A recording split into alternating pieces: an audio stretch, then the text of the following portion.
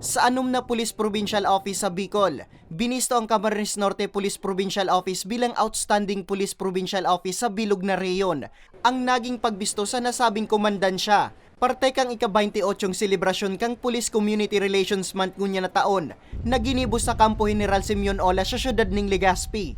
Kasabay kani, binisto man bilang Outstanding PICAD Senior Police Commission Officer ngunya na taon, ang tagapagtaram kang Camarines Norte PPO, na si Police Lieutenant Colonel Rogelyn Piratero. Most of the awards na ibinigay sa Camarines Norte. Maraming salamat po at syempre sa lahat ng mamamayan na tumutulong sa programa ng kapulisan. Para po sa inyong award na to at saludo po kami sa inyo. Dugang pa kang tagapagtaram, naging posible ang award sa tabang man kang sa indang enterong Municipal Police Station. Nagtulong-tulong lahat para makuha natin yung award na to kasi hindi naman pulis lang ang nagtatrabaho para po dito sa karangalang ito. Lahat po tulong-tulong kasama ang pamayanan ng Camarines Norte para maging best police community relation unit ang Camarines Norte.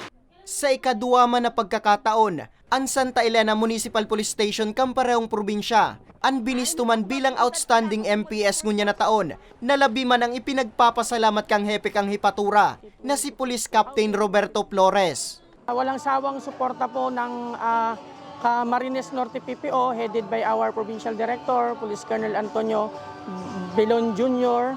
At siyempre po sa mga personnel ko po sa Santa Elena Municipal Police Station po na nagbigay po ng hindi matatawarang effort para po makuha po namin itong award po namin ngayon.